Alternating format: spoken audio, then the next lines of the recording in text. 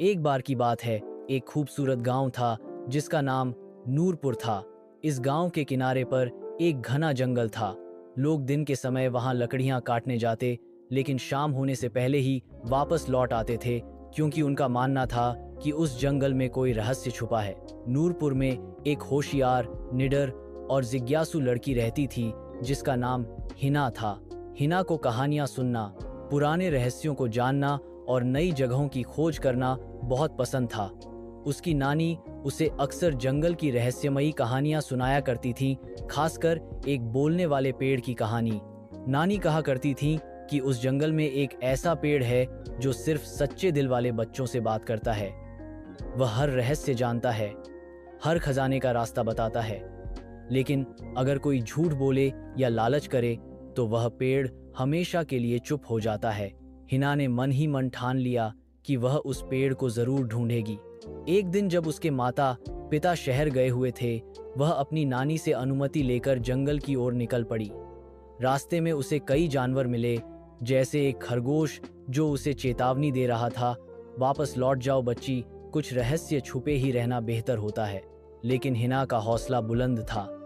वह आगे बढ़ती गई, यहाँ तक कि वह जंगल के उस हिस्से में पहुंच गई जहां सूरज की रोशनी भी मुश्किल से पहुंचती थी। वहां एक बहुत बड़ा पुराना पेड़ था जिसकी छाल चमक रही थी और पत्ते धीमी हवा में फुसफुसा रहे थे। हिना ने धड़कते दिल से कहा, क्या आप वही बोलने वाले पेड़ हैं? कुछ पल बाद पेड़ की गहरी, मुलायम आवाज आई, अगर तुम सच बोलती हो और तुम्हारे दिल में कोई लालच नहीं है तो हाँ, मैं तुमसे बात कर सकता हूँ। हिना की आंखें खुशी से चमक उठीं और वह बोली, मैं सच जानना चाहती हूँ और जो भी सीखूंगी सबकी भलाई के लिए इस्तेमाल करूंगी। पेड़ थोड़ी देर चुप रहा, फिर बोला, तो सुनो, मैं तुम्हें 3 परीक्षाओं से गुजारूंगा। अगर तुम उनमें सफल हुई तो तुम्हें वह रहस्य मिलेगा जो सदियों से छुपा हुआ है। पेड़ ने उसे एक रास्ता दिखाया जहां एक छोटा बच्चा रास्ता भटक कर रो रहा था। उसके पास सोने के सिक्के भी थे। हिना ने सोचा, अगर मैं ये सिक्के रख लूं तो कोई नहीं देखेगा, लेकिन फिर उसे नानी की बात याद आई, सच्चाई सबसे बड़ा खजाना है। हिना ने उस बच्चे को दिलासा दिया और उसे उसके माता पिता तक पहुंचाया, साथ ही सिक्के भी लौटा दिए। पेड़ ने कहा, तुम पहली परीक्षा में सफल हो गई हो।